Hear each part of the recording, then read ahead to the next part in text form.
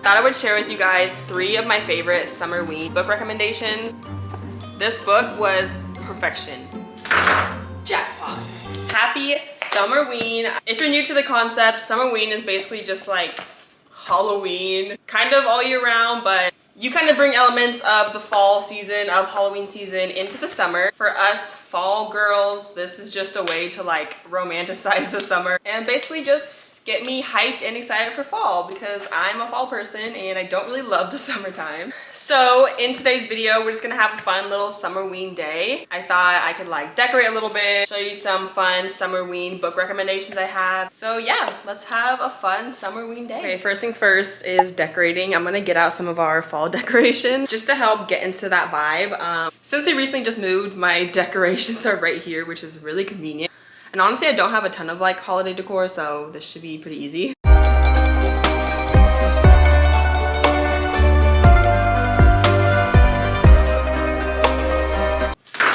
Jackpot. Okay, I have some garland, some leaf garland. I really love this. I don't know if the batteries work, but whatever. I have some pumpkins. I don't really have like horror fall decorations. I'm more of like a classic, simple, traditional fall girl. I think I'm just gonna like string the garland on the TV unit probably. Okay,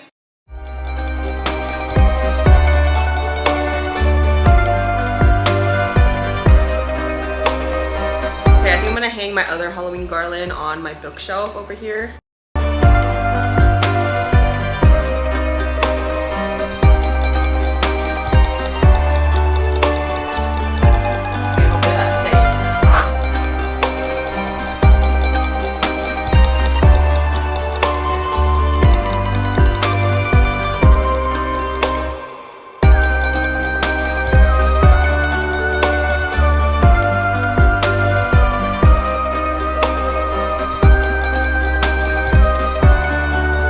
I would share with you guys 3 of my favorite Summerween book recommendations. I read one of these this year and then I read the other 2 I think in 2022, but they are still so good. The first book you've probably heard of is The House Across the Lake by Riley Sager. This is one of the books that got me into Riley Sager, but this just gives perfect kind of like cabin in the woods, lake house vibe. It's about Casey Fletcher, who is a recently widowed actress, and because of what happened in her situation, she went up to her family's lake house to kind of just like get away. And there she discovers a couple who live across the lake in a house. And she ends up befriending the wife in that couple, but the wife ends up going missing. And so this book is basically about like Casey's journey trying to figure out what happened to the wife. And as she's on that journey, she discovers a lot of creepy, weird things about the lake and kind of like the people who live around the lake. And yeah, I don't want to spoil too much, but this is like the perfect Summerween read. Then we've got The Final Girl Support Group by Grady Hendrix.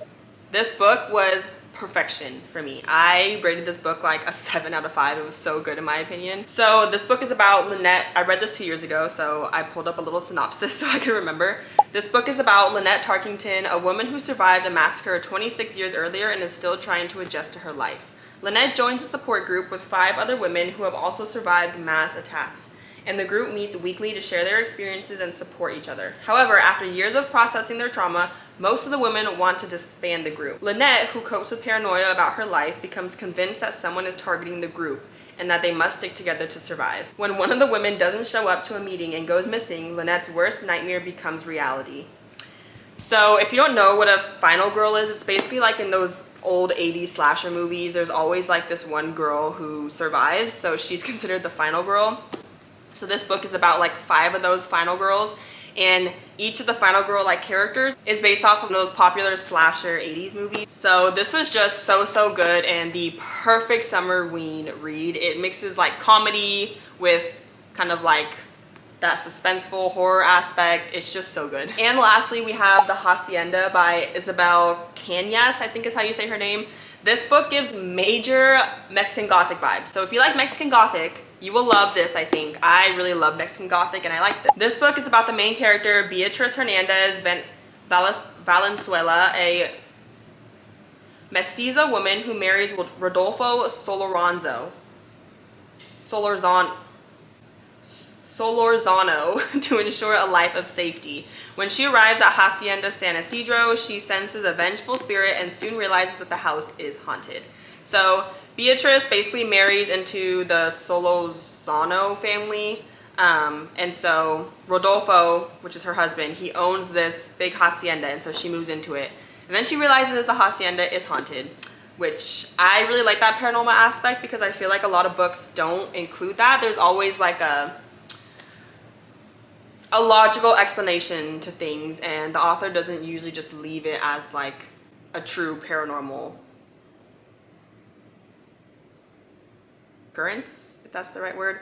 Anyways, this book takes place during the Mexican Revolution, which I don't really know a ton about the Mexican Revolution, so I really love that the author included lots of like background and history about that time period in this book as well. I really liked learning about that while also enjoying a nice spooky paranormal story. So definitely go and check out these books. They're all really fast-paced reads and super easy to get through, so you will for sure be able to read them all during this summer Halloween, Summerween period. All right, so the next thing we're gonna do, I think we're gonna make some popcorn. I love homemade popcorn. I'll show you guys how I make it.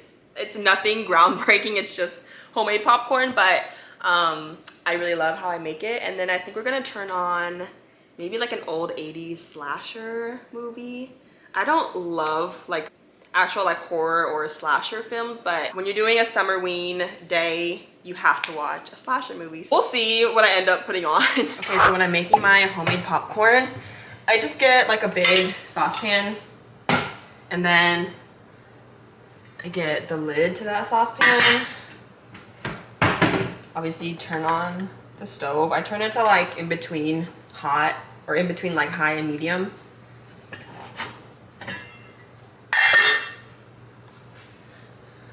Then you want to pour in like, I don't know, a 1/4 cup of olive oil. I use olive oil. I think some people use coconut oil, but I really love olive oil and everything. Like that much oil into the pan, and I let it just get hot.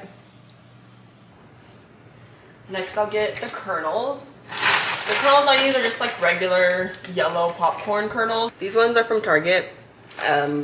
There's really nothing special about them. It's just regular popcorn kernels, but you want to take like 2 kernels and throw them in the oil, so that way once those 2 kernels pop, you know the oil is hot enough.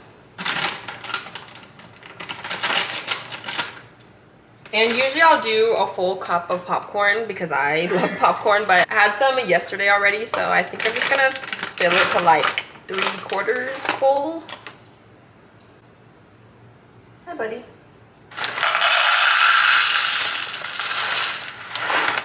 Yeah, about 3/4 full. I would say it takes around like, I don't know, 4 minutes, 3 to 4 minutes for the oil to get hot enough. Okay, one of the kernels just popped out of the thing, popped out of the pan. I think the other one's about to pop. So after the oil's ready, what you want to do is just pour the popcorn in, take it off of the stove for around a minute, put it back on the stove. I think this helps with like regulating the oil temperature. I don't know. I saw this recipe. I saw it online and it works. So I just continue to do it. You put the lid on the pan or the pot. Once you hear it start to pop, you kind of like move the lid a little bit, so that way there's a little bit of like air coming in to let the steam out, and it just helps make the popcorn more crunchy. All right, while that's kind of cooling off a little bit, I'm gonna get the butter. The Kerrygold Irish butter or whatever, I use that.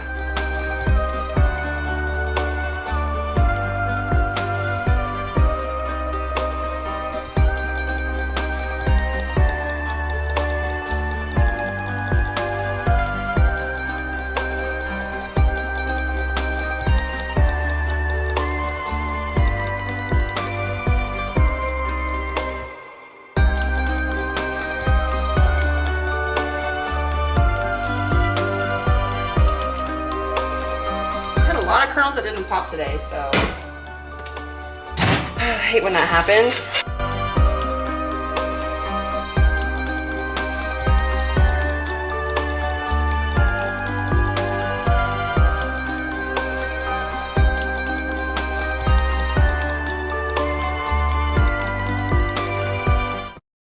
Okay, got my popcorn, got my Tony's Chocolonely. If you haven't heard of this, it's like, I don't know, it's just chocolate. People are really obsessed with it right now. I don't know if I taste the difference, but it's good. Kind of gives me like Wonka bar vibes. Usually I'll eat M&Ms with my popcorn, but I finished my M&Ms yesterday. So today we're just gonna use a chocolate bar. Now I need to decide what movie I want to watch. I think I'm gonna try and watch Sleepaway Camp. I don't know, I haven't seen this one. We'll see. If it's too gory and grimy, I might just put on Stranger Things because that gives me major Summerween vibes, so let's see.